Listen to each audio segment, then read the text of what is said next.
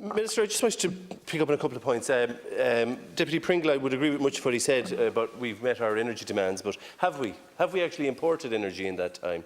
You know, we need to be realistic as well. I mean, we're building an interconnector with France.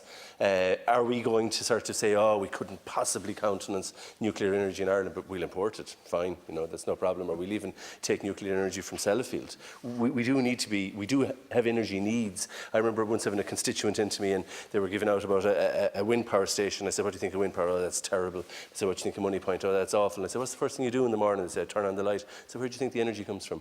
You know, we have to get energy from somewhere now. Renewables, I completely support. I'm for them, but we can't rely on renewables for 100% of our energy. I don't think that's realistic.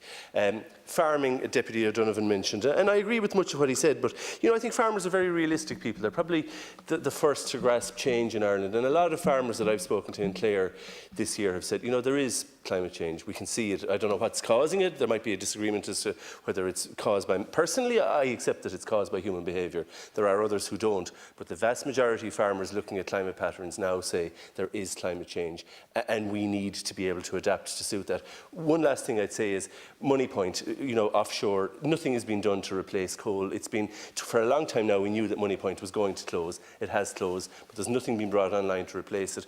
And lastly, farmers can produce energy. They do right across Europe in terms of solar panels, in terms of taking methane out and feeding back electricity into the national grid.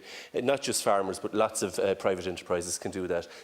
At least up to now, there's no facility to do so. That needs to change so that we can all be energy suppliers as well as energy users. Thank you.